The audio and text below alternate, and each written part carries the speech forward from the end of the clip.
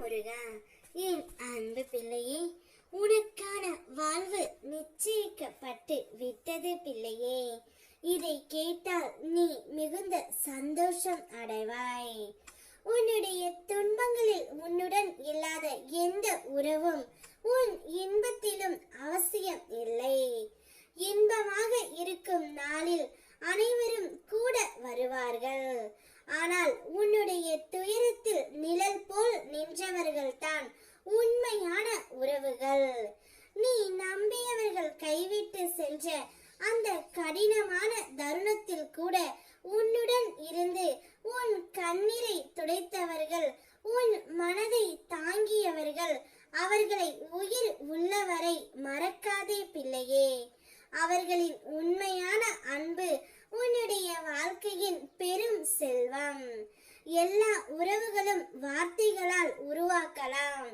ஆனால் துன்பத்தில் தோன்றும் உறவுகள் மட்டுமே நிஜமாக நீடிக்கும்.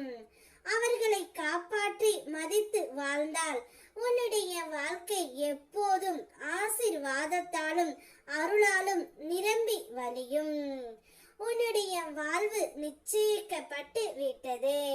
நீ யாரை மனதார நேசிக்கின்றாயோ அவருடனே உன்னுடைய திருமணத்தை நான் நடத்தி வைக்க போகின்றேன். உன்னுடைய மதிப்பு உயர்ந்து கொண்டே போகின்றது. இன்று உன்னை நிராகரித்தவர்களே நாளை உன்னை நாடி உதவிக்கரம் நீட்டுவார்கள். நீ ஒருபோதும் தோற்கவில்லை பிள்ளையே. ஏனெனில் உன்னுடைய நல்ல செயல்களும் உன் சுத்தமான எண்ணங்களும் ஒவ்வொரு இடத்திலும் பதிவு செய்யப்பட்டு உள்ளன. அவை அனைத்தும் இப்போது உனக்கு நன்மை செய்ய உன்னை தேடி வருகின்றன. வாழ்க்கையின் ஏற்ற தாழ்வுகளை பார்த்து வருந்தாதே. இப்போது உன் வாழ்க்கை உயர்விலும் நல்ல மாற்றத்திலும் பயணிக்கின்றது. நீ ஆசைப்படும் வாழ்க்கையை வாழப் போகின்றாய். சில காலங்களில் என்னுடைய திரு பாதங்களில் முழு நேர பிரார்த்தனையில் உனக்கு ஈடுபட சக்தி கிடைக்கும். எப்போதும் நேர்மறை சிந்தனை உடையனாகவே நீ இரு. அப்போது உனக்கு நடக்கும் நல்லதை ஒவ்வொன்றாக நான் நடத்தி கொடுக்கின்றேன்.